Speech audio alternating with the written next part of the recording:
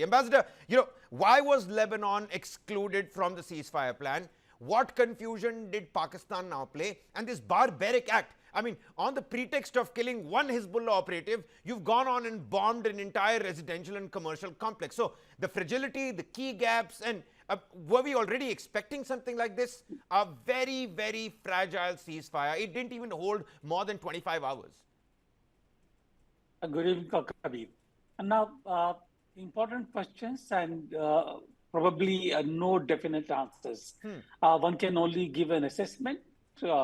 I do hope that what I say sounds like an educated assessment, even if not convincing altogether.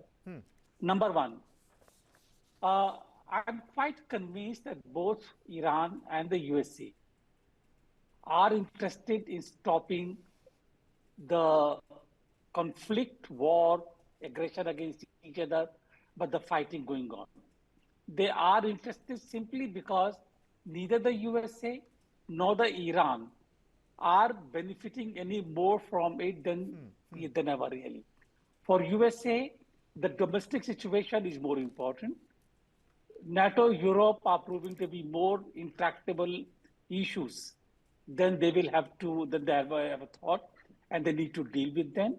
I don't think Trump will be able to really focus his attention on Iran, Middle East, Gulf for far too long a time. But he needs an off-ramp. But the problem is, where do you go? Iran at the same time, Iran has done valiantly, they fought very bravely, they held their ground and all that. But eventually there is a limit.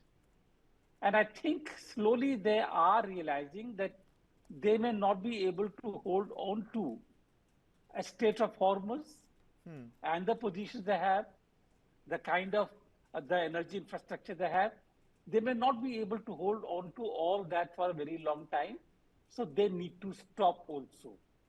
The problem really here is, I've said it, this is nothing new. So therefore, they both want to stop.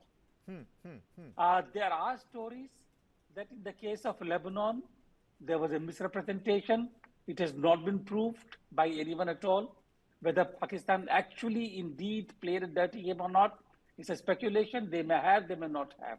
But the point is, where was there a misunderstanding? Yeah. To my knowledge, there was no misunderstanding between USA and Iran.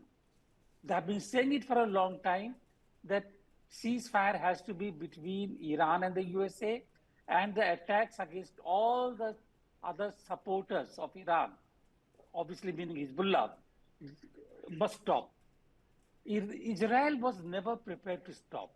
So the issue really here is whether Trump will be able to persuade Israel to stop Lebanon because of the USA's own domestic constraints. USA has to. USA cannot remain engaged for a very long time. Then can Israel continue like they continued in Gaza? I think Lebanon will be a very different case altogether. So my expectation is that Israel will have to listen to USA sometime or the other, and therefore it's a matter of some time before it stops. It is becoming unsustainable.